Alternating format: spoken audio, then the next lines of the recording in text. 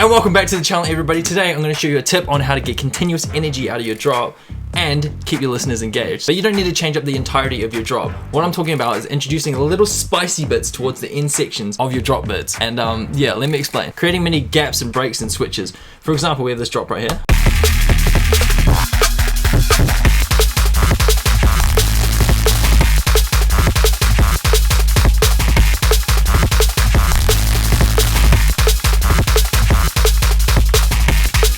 So it's starting to get a little bit too repetitive. What we need is a section towards this end bit, and the premise of this tutorial is to switch up these last two bars, introduce some variation, and then switch back into the main drop, and it keeps your listeners more engaged. So here's some examples. Noisy are absolute badasses at doing this.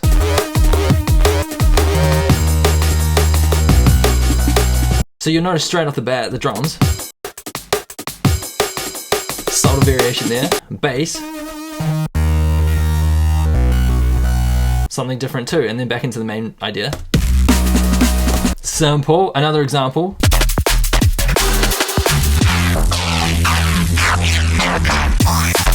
Always the cheeky last two bars.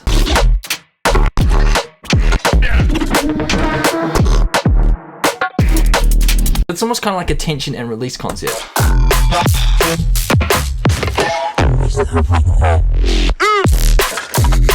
Classic. And here more of a super obvious example.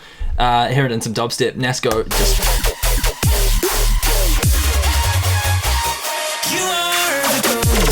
These little 2-bar switch ups definitely keep the energy going for sure. If you're thinking at the moment, Sam, how do I do these and what do I do in particular for these bits? I got you covered. I got a few ideas. First off the bat is keeping the original drums going and just getting rid of the bass and switching it up for something slightly different.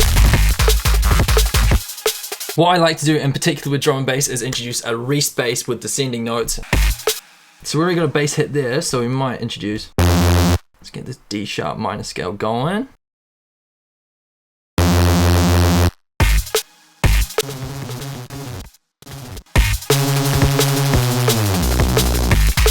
Something like that. So we've got a little bass switch up. We can take it a step further by modifying the drums a little bit as well. For this example, I'm going to change up the drums just a little bit. You can go more extreme, introduce like a new break or something like that, which actually let's do first. Zodiac.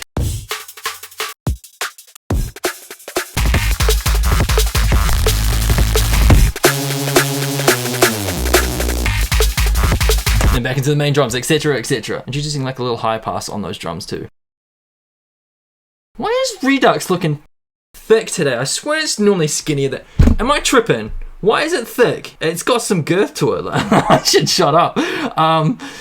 High pass on the drums. What am I freaking doing?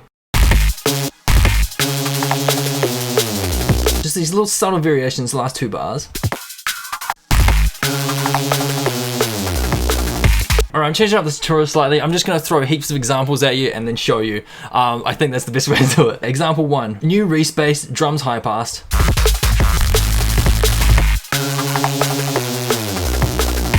Sweet. You could take that a step further. Just get rid of. And then come back into the drums, which sounds pretty cool. Alright, I'm going to delete the serum bass. I'm going to introduce something new too. So a particular bass just by itself to accentuate its awesomeness. You know what? We're adding kicks back in. Boom. Ba-da-da-da-da-da.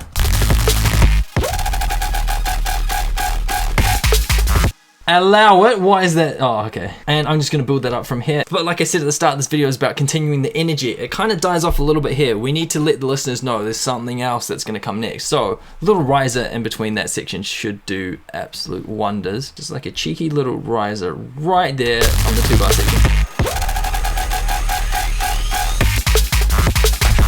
It's so easy.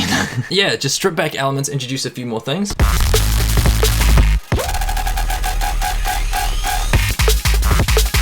Or we don't even need the bass at this point. Try without the bass. I mean, a little bit empty, but that's an idea. Anyway, sub drop.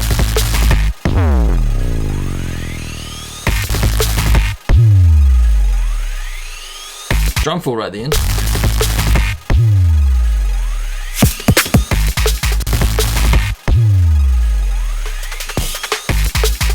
track could be as simple or complex as you want to make it to be. So I just had another idea, resampling. I muted the drums, and I'm gonna introduce new audio, resample in. I have no idea if this is gonna work. Yeah, I kind of want that bit reversed in. That was the shortcut R, by the way.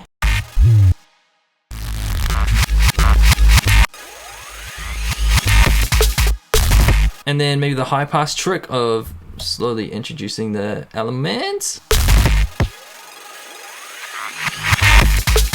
Could be a cool idea to have a subtle difference of switching this bass up compared to our main bass. So having just like a filter and a little bit of overdrive, like it's a little bit spicy, but it's not exactly the same as the bass that kicks in here.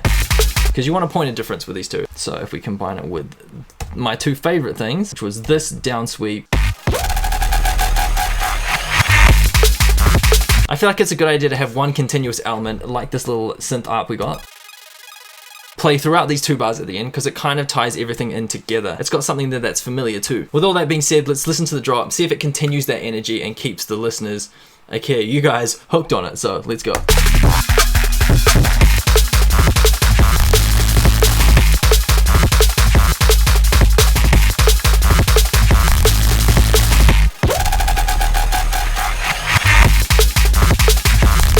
I think that works. I'm chuffed with that. It's just different enough and it just adds a bit more variation to the track as a whole.